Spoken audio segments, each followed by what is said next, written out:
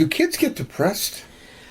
Again, I'm going to say increasingly over the years as I practice, I've been doing this practice for about 30 years now, but especially the last 15 years, more and more we get kids coming in with what I call classic adult depression. We were taught back in the 70s and 80s that children are going to present who have depressed, are going to present mainly with behavior problems, irritability. They're not going to particularly mention being sad. They're not going to talk about having suicidal ideations.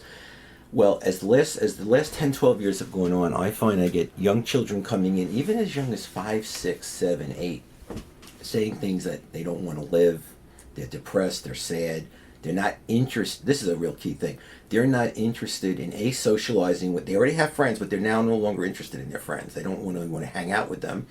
And they have no interest even in common activities that they used to be very, kid was a great tennis player, whatever. He suddenly has lost all interest in it. And they're sad. Some of the medications you can use can actually make them have high suicide thoughts. So most of them have a contraindication under the age of 18. Doesn't mean you can't use it, but it's a big red flag.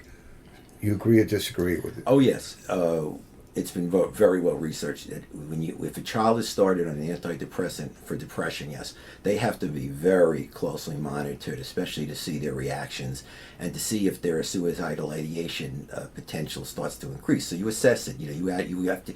I'm finding myself more and more asking younger and younger children things like, do you have thoughts of harming yourself? Do you have a plan? Did you ever have thoughts of dying? It's an increasing problem. I always tell parents if a kid's depressed and has suicide thoughts and you think they're legit, that's called a medical emergency.